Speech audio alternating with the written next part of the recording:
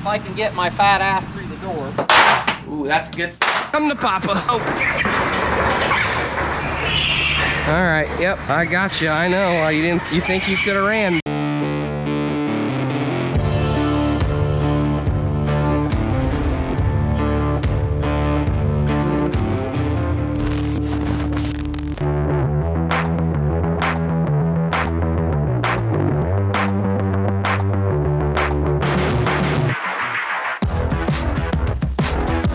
What are you doing? It's Wednesday.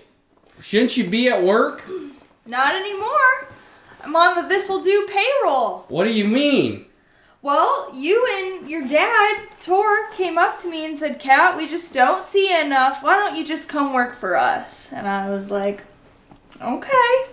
So I am the new This'll Do employee and part-time stay-at-home dog mom. So what I do is I edit all of the YouTube for This'll Do Farm, the YouTube videos, and then I also edit all the podcasts for Barn Talk. Ken, this goes just for you. I know you thought I was a school teacher, but I know sometime, I think maybe I mentioned I'm actually a cardiac sonographer. So sonographer is just a fancy word for ultrasounds, so I do heart ultrasound. So I work 2 days at the hospital, Monday and Tuesday, 10-hour shifts, and then I have Wednesday, Thursday, Friday, and the weekend off, in which I do my lovely second job. Which one do you love more?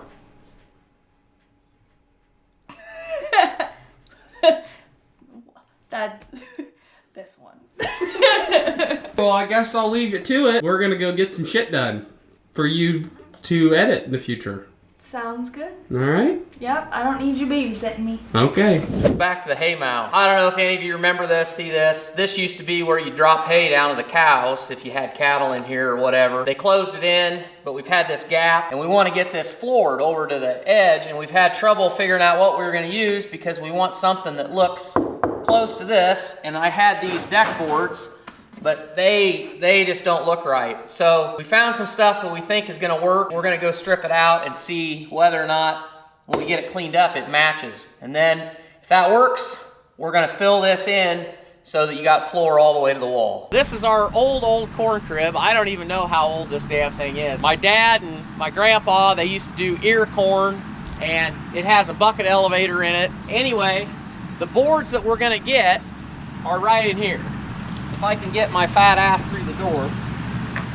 We're inside, and if you see these boards right here, these are actually cypress boards.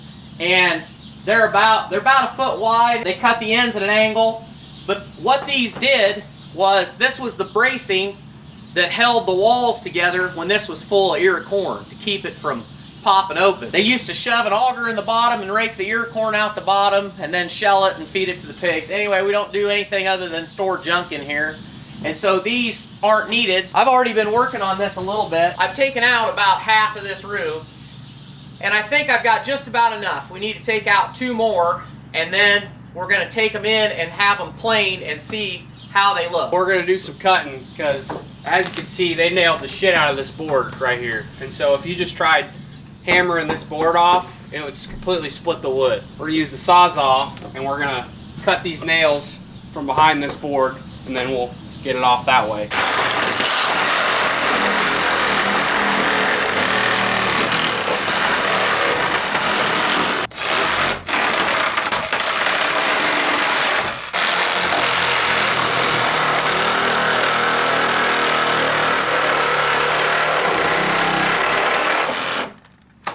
Okay, hopefully the nails pull out, because if they do, if the nails will pull out of the studs, that's the way to do it, and then we just drive the nails out after. Okay. This board, we're going to have to trim because it split out on us, but I think 2's going to get us to the end to where we'll have to cut them off anyway. Let's see how this one comes off. Ooh, that's good stuff. Oh, that one's coming out nice. That's good. We did it. So now we're going to load these up.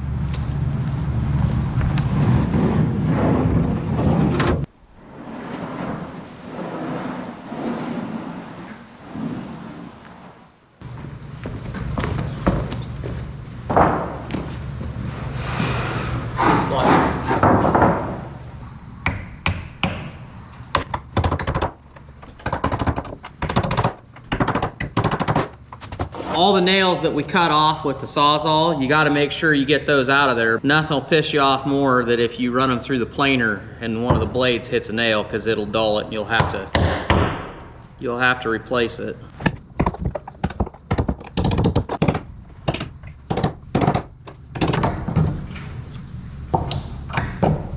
So now we're gonna load them up and we're gonna head into the cabinet shop and see whether we can make my buddy feel sorry for us and run him through his nice planer, and we'll see whether or not these are gonna be nice enough. I have a sneaking suspicion that they're gonna look real good. Here are all the other boards that Dad has taken out. He's already done bulk of the work here. This is just finishing up his work. And he actually got one of these done already. This is what they're all gonna look like. And it really does match up with what the barn floor looks like. So this board's not gonna go. There's 1, 2, 3, 4, 5, 6, 7, 8, 9, 10. There are other 10 boards. We'll take to town and make them all look like this one.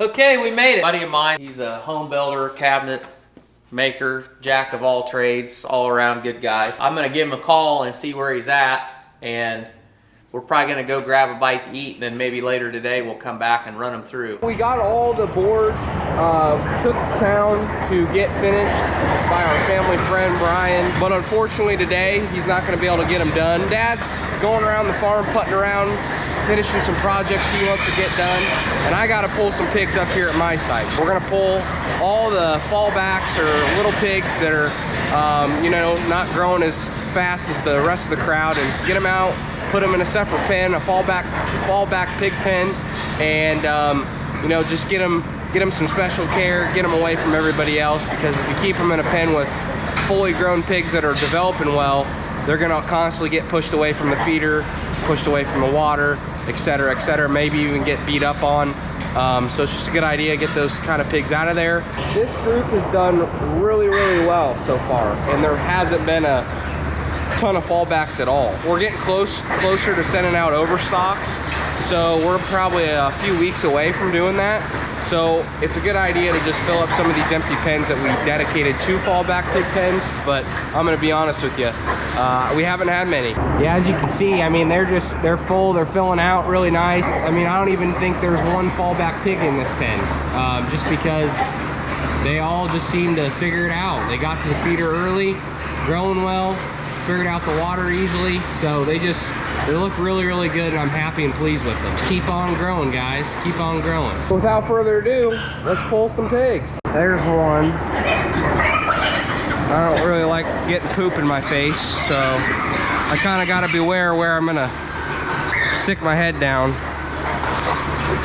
This is a really hard part about pulling pigs, because some you look at them at an angle and you're like, man, that pig's small, and then another time you look at him, you're like, he's okay. Hell, even when you're a pig farmer and you've done this long enough, you still second guess yourself a little bit, because you just don't want to pull a pig. Yeah. Oh. I know. It's gonna be over soon. There you go, buddy. 2 pigs so far, just walking down one side. We're not done yet. This is the last pen on this side. That pig for sure is a small. You can just tell he just is a smaller pig. Oh, come to Papa. Come back. Come on. Just fall right into my hands. There you go. That was textbook. See, that's how you do it. Oh.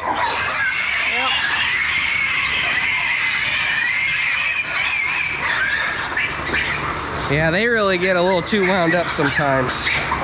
Yep, there's a small right there. There's 2 smalls. I'm gonna pull him. His tailbone, you can see this pig, his tailbone showing a little bit. So he's just a little skinnier and just not as big as the other pigs. So we're gonna get him out too. Oh, he just got trampled. Oh.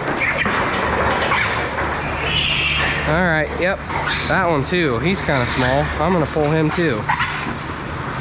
Got a good belly on you. You're just not cream of the crop, buddy. Just not cream of the crop. Okay, there you go. That is the definition of a fallback pig right there. Those are the pigs we want to grab. Because you are not in the right, you just aren't with the big boys, buddy. You're just not with the big boys. Off you go. Here's another good example of a fallback pig. He's got a little bit of, I feel like he got some strep and he's kind of a little off. He got some strep, probably got over it. And then he's just a little odd. He's just a little odd. Oh, this is another one. Let's see how awkward he's standing. He's just a little weird. Yeah, he's kind of limping a little bit. Might have some swollen joints, but you can just tell he ain't cream of the crop either. Now this is a great sign from this pig. This tells me he's been eaten. But you can see his ribs and you can really see his tailbone. He just doesn't look like a great pig. He does not look like a great pig at all. So we're gonna pull him. He is definitely not cream of the crop. He is 100% a fallback pig. Oh, there we go. I got you. I know. You think you could have ran? Woo! I'm sweating. You guys get the gist of this, though. I'm gonna keep working my way through this south room and pulling as many fallbacks as I can find. I'll show you what it looks like when I'm done. Excuse me. Excuse me. All right, let's go to the pen, boys and girls. All right. So we got around 25 pigs in here now. 25 little fallback pigs that just don't look like the general population. I'm gonna mat feed these guys, give them some of that special care, because we don't mat feed any other pigs anymore, but these guys might need a little bit of help. So I'm gonna mat feed them, get them some feed in their face, and we'll go from there. This is a small number compared to other groups. There's usually a lot more fallbacks in a given group than this, but 25 pigs is not bad at all.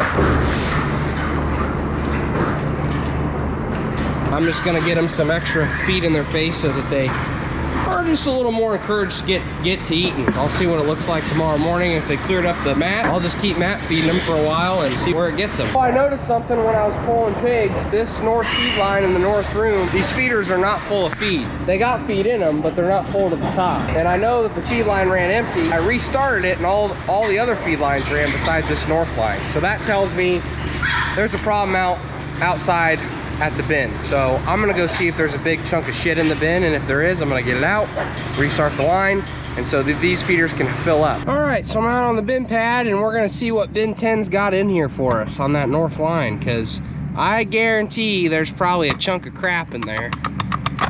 Oh, would you look at that? That looks like a lot of flour in that feed. And don't worry, yes, I'm sticking my hand in here, but the auger is not running, so it's fine. Oh, here's a big chunk.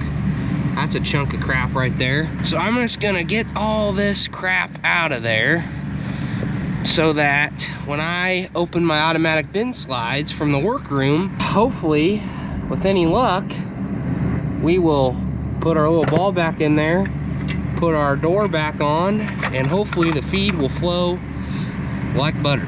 So I'm gonna turn on bin 10 to my primary, which pretty much just means we're turning the slides on bin 10 to open up. We got to turn how far we want the slide to be open to 100%. I set it to 0% when I went out there to work on it. Then here is our feed line timer, and as you can see, it's maxed out. That means the feed timer is maxed out and it won't run again unless you restart the line. So what I'm gonna do to physically restart it is unplug my feed line timer, plug it back in, everything goes to 0. There we go, 0, 0, 0. So now all the lines are running again. Now you can see my bin 10's at green now. We're gonna go into the north room and see if what we did outside turns into a success and the pigs start getting some feed.